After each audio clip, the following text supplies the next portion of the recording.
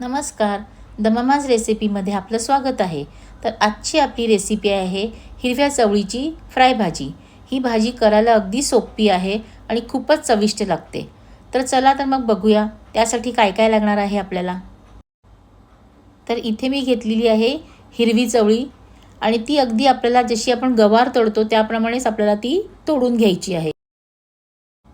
हे बघा, तुम्ही बघू शकतात जशी आपण गवार तोडतो त्याप्रमाणे मी ही चवळी तोडून घेतलेली आहे आणि त्याला आता स्वच्छ पाण्याने आपल्याला धुवून घ्यायची आहे. इथे बाजूला कढई तापत ठेवली होती मी. आता त्यामध्ये तेल घालून घ्यायचं 2 पळी आणि त्याला आता आपण फोडणी करून घेऊया.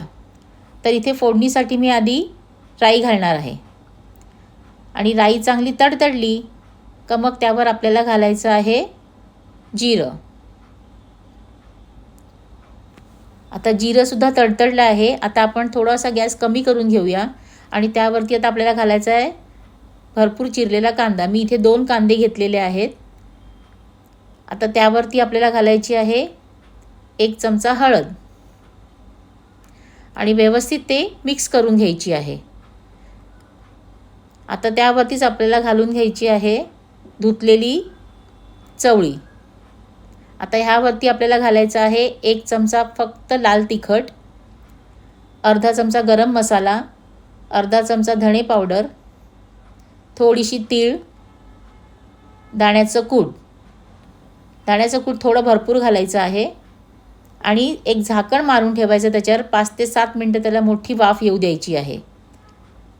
तर इथे आपली 5 ते 7 मिनटं झालेली आहे आणि पहिली मोठी वाफ निघालेली आहे. भाजी सगळी व्यवस्थित मिक्स करून घ्यायची आहे.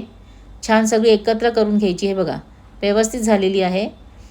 आता त्याला आपण थोडीशी साखर घालायची चवीपुरता मीठ घालायचं आहे आणि पुन्हा झाकण मारून एक 5 ते 7 मिनटं त्याला शिजू द्यायचं आहे. तर इथे आपली दुसरी 5 ते 7 मिनटं झालेली आहेत आणि तर तुम्ही बघू शकता भाजी पूर्णपणे शिजलेली आहे आणि छान हिरवीगार आहे. या भाजीत आपण पाणीसुद्धा घातलेलं नाही आहे. वाफेवरती शिजवलेली आहे. भाजी छान झालेली आहे आणि आता त्याला आपण फक्त 2 मिनटं तशी उघड्यावरती शिजू द्यायची आहे आणि आपली भाजी तयार आहे. आता आपण ती प्लेटमध्ये काढून घेतलेली आहे. तुम्ही बघू शकतात भाजीचा रंग किती छान हिरवागार आहे आणि अगदी चमचमीत भाजी झालेली आहे. आणि अगदी ह्याच पद्धतीने तुम्ही गवारची भाजीसुद्धा करू शकतात. ह्या अशा फ्राय भाज्या डब्याला नेण्यासाठी खूपच बऱ्या पडतात. तर अशाच छान छान रेसिपीसाठी, हेल्दी रेसिपीसाठी आणि झटपट होणाऱ्या रेसिपीसाठी द ममाज रेसिपीला लाईक, शेअर आणि सबस्क्राईब करायला मात्र विसरू नका. धन्यवाद.